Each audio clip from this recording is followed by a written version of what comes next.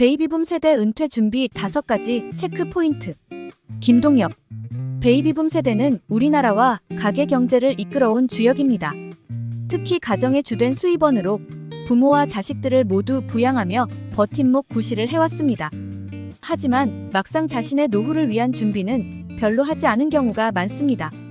은퇴가 얼마 남지 않은 베이비붐 세대라면 자신의 노후 대비 상태를 확인해 볼 필요가 있습니다. 첫 번째, 국민연금부터 챙겨라. 국민연금의 가장 큰 장점은 물가가 오른 만큼 연금도 늘어난다는 것입니다.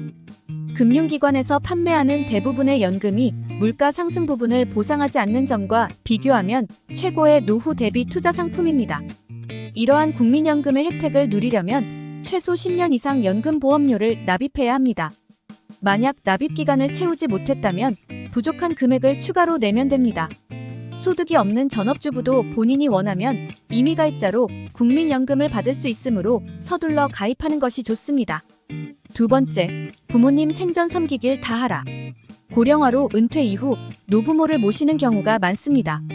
병들고 지쳐 혼자 살기 힘든 부모가 다시 가족의 테두리로 돌아오는 경우가 늘면서 바야흐로 노인이 노인을 부양하는 시대가 된 것입니다.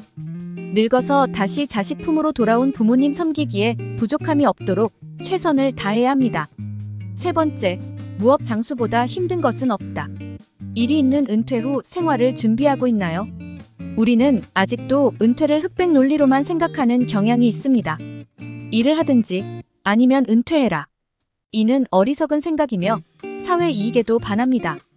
인생에서 일이 지니는 의미를 진지하게 생각해 볼 필요가 있습니다.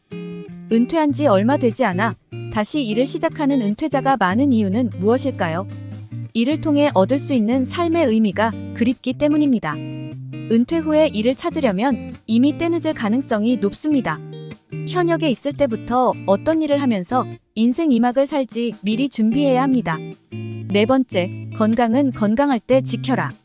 나이가 든다고 반드시 건강이 악화되는 것은 아니다. 최근 의학 발전으로 나이와 건강에 관한 미신이 상당 부분 해소됐습니다. 늙으면서 생겨나는 여러 질병은 남용과 무관심에서 시작된 것일 뿐 자연스러운 노화 과정과는 상관없다는 사실이 밝혀지고 있습니다.